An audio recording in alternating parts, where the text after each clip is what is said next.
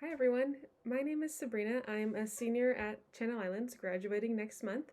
I majored in ESRM and minored in biology, and I met Dr. O'Harick yesterday at my senior poster session for Capstone, and she asked me to record a quick video for you all to talk about my Capstone experience.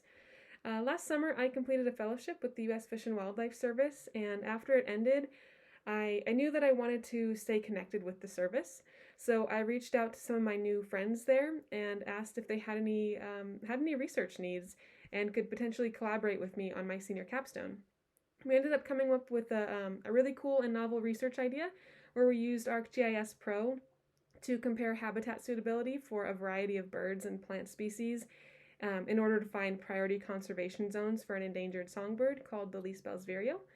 If you're interested in learning more about my research, I'm sure Dr. O'Harick, could connect us or send you my paper or poster. But I think more importantly, she wanted me to talk to you about what I got from Capstone as a whole, as an experience outside of the specific research we did. So my main, I don't know if I'm qualified to give advice, but my main piece of advice is that you can treat Capstone like any other class where you show up and you do your assignments and you engage in class, for a specific grade that you're aiming to get. Or you can treat Capstone like a catapult into your career. And it really can be that if you want it to be. If you have a specific interest, maybe you're interested in a specific biome or a specific taxa or even species, or maybe you're interested in a certain issue like plastic or water quality. We could go on climate change, so many. But if you have a specific interest, then I highly recommend trying to find professionals in our region who are working on that interest. Even if you've never met them before, they have no idea who you are.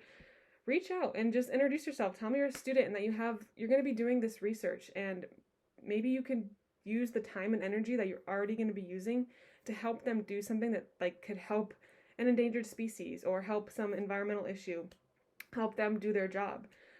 You're pretty much offering to do free work for them. Don't be afraid to reach out to people like that, because the worst they can say is no, or the best they can say is yes. And don't worry if you don't have a specific research title, like, oh, I want to do this specific thing. When I reached out to my mentors, they knew that I liked riparian birds and GIS, and the rest came together by showing up day by day and working until we came up with a project, and then, worked our butts off to complete that project. It really was the combination of my initiative to reach out to them saying yes, and then all of us showing up every day with passion for this issue and for this bird. That the combination of all of that has opened the door to my dream career. And even if you don't have that specific interest yet, you can still use Capstone to help you figure it out. Even if you end up figuring out what you don't like doing, that will eventually help you figure out what you do like doing.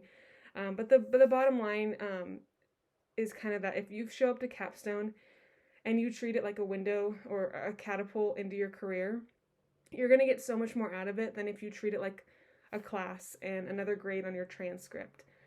So yeah, that's my motivational speech. I hope it wasn't too long. Good luck, everyone, and thank you, Dr. O'Harick. I will see you in Baja.